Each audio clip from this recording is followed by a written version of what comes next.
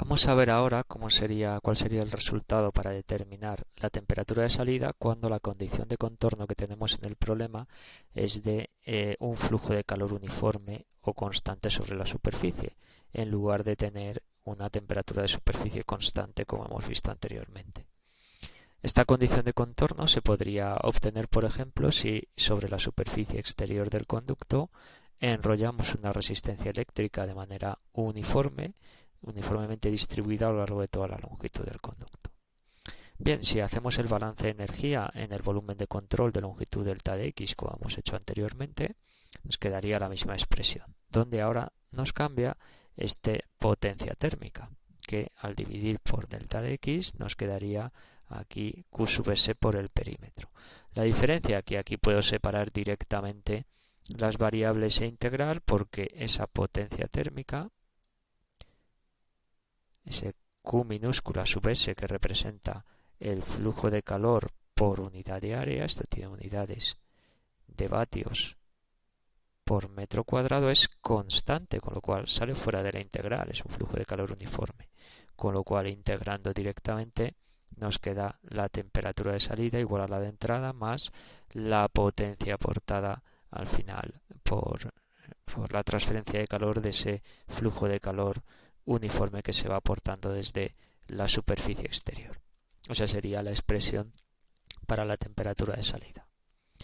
Si representamos gráficamente ambas condiciones de contorno, veríamos que para el caso de temperatura de superficie constante, como hemos visto anteriormente,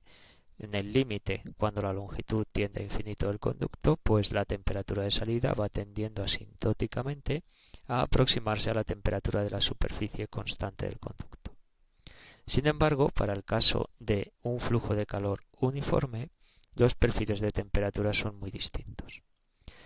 Quitando la región anterior a la región de entrada del fluido, donde tenemos las longitudes de desarrollo fluido térmico, pero a partir de que tenga un flujo completamente desarrollado,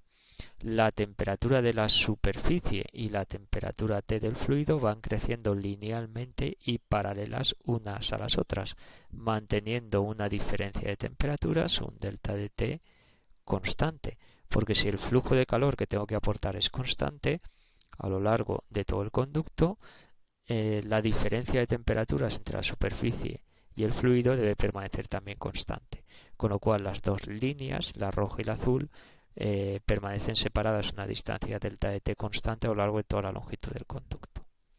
Teóricamente, en el caso de la derecha, no tenemos un límite impuesto máximo a la temperatura que puede llegar a alcanzar el fluido a la salida. Dependerá de la temperatura máxima de superficie que pueda soportar el material con el que está construido la tubería. Cuando el flujo está completamente desarrollado, la diferencia de temperaturas entre la pared y el fluido, pues como hemos visto, permanece constante. Y ahí tenemos los dos perfiles de temperaturas distintos que podemos tener dependiendo de la condición de contorno que tengamos sobre la superficie de intercambio.